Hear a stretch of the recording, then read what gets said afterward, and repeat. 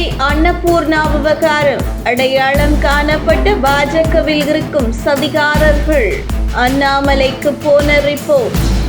மத்திய நிதி அமைச்சர் நிர்மலா சீதாராமன் கடந்த செப்டம்பர் 11ஆம் தேதி கோவையில் நடந்த தொழில்துறையினரிடம் நடத்திய கலந்துரையாடலில் கோவையில் பிரபல உணவகமான அன்னபூர்ணா உணவகத்தின் உரிமையாளரும் ஹோட்டல் சங்கத்தின் கௌரவ தலைவருமான ஸ்ரீனிவாசன் ஜிஎஸ்டி வரி விதிப்பு குறித்து பல்வேறு கருத்துக்களை அமைச்சர் நிர்மலா சீதாராமன் முன்பு வைத்தார். அவர் பேசிய பேச்சு சமூக வலைதளத்தில் மிகப்பெரிய அளவில் வைரலானது. மேலும் கலந்துரையாடல் என்பது தொழிலதிபர்கள் சந்திக்கும் பிரச்சினை குறித்து பேசும் ஒரு ஆரோக்கியமான கலந்துரையாடல் என்பதால் இதில் கலந்து கொண்ட மத்திய நிதியமைச்சர் இந்த விஷயத்தை மிகவும் புன்னகையோடு எதிர்கொண்டு கடந்து சென்று விட்டார். இந்த வீடியோ வைரலான அடுத்த நாளே அமைச்சர் நிர்மலா சீதாராமனை சந்தித்து அன்னபூர்ணா உணவகத்தின் உரிமையாளர் ஸ்ரீனிவாசன் மன்னிப்பு கேட்கும் வீடியோ ஒன்று சமூக வலைதளத்தில் வைரலானது. இந்த நிலையில் அன்னபூர்ணா உணவக உரிமையாளர் மன்னிப்பு கேட்ட விவகாரம் பாஜகவிற்கு மிகப்பெரிய ஒரு அவப்பெயரை ஏற்படுத்தும் விதத்தில் அமைந்திருந்தது. அதாவது கூட்டத்தில் நடந்த நிகழ்வுக்காக தன்னுடைய வருத்தத்தை தனியாக நிர்மலா சீதாராமனிடம் தனியாக சந்தித்து வருத்தத்தை தெரிவிக்க சென்ற அன்னபூர்ணா உணவக உரிமையாளரை இழிவுபடுத்தும் விதத்தில் இந்த வீடியோ வைரலானது.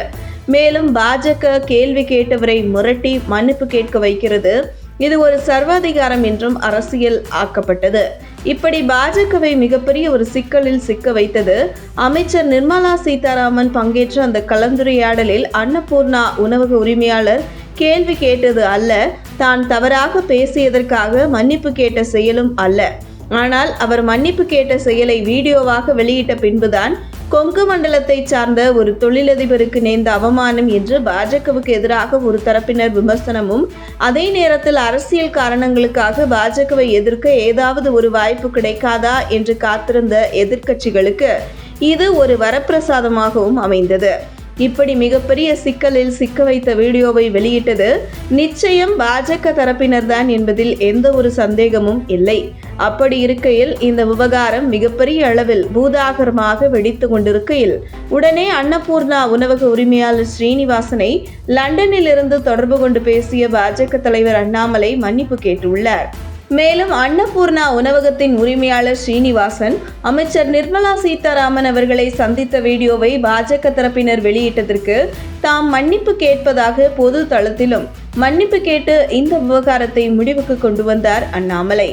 இந்த நிலையில் பாஜக தலைவர் மன்னிப்பு கேட்கும் அளவிற்கு, மேலும் பாஜகவை மிகப்பெரிய அளவில் சிக்கலில் சிக்க வைக்க அளவிற்கு அமைச்சர் நிர்மலா சீதாராமனை தனியாக சென்று அன்னபூர்ணா உணவகத்தில் உரிமையாளர் சந்தித்து மன்னிப்பு கேட்ட வீடியோவை வெளியிட்ட பாஜகவில் இருக்கும் சதிகாரர்கள் யார் என்கின்ற ஒரு சலசலப்பு பாஜக வட்டாரங்களில் நிலவி வருகிறது.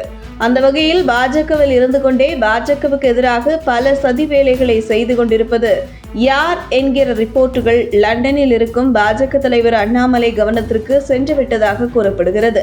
இந்த நிலையில் தங்களுடைய சுய லாபத்திற்காக யாரை காக்கா பிடித்தால் காரியமாகும் என்று மாதத்திற்கு ஒரு பாஜக தலைவர் என ஒவ்வொரு மாதமும் சூழலுக்கு தகுந்த மாதிரி ஒவ்வொரு தலைவருக்கு ஜால்ரா போடும் அந்த குரூப் தான் இந்த வேலையை செய்துள்ளது என்றும், மேலும் தங்களை தாங்களே சுய விளம்பரம் செய்து கொண்டிருக்கும் சதிகாரர்கள் இதற்கு முன்பு பாஜக தலைவர் அண்ணாமலையுடன் நெருக்கமாக இருப்பது போன்று ஒரு புகைப்படத்தை எடுத்துக்கொண்டு தங்களை வளர்த்து கொண்டவர்கள் தற்பொழுது அண்ணாமலைக்கு எதிராகவே சில சதி வேலைகளை செய்து வருவதும் பாஜக தலைமைக்கு சென்றிருக்கிறது என்றும், அடையாளம் காணப்பட்ட அவர்கள் விரைவில் களை எடுக்கப்படுவார்கள் என்கிறது பாஜக வட்டாரங்கள்.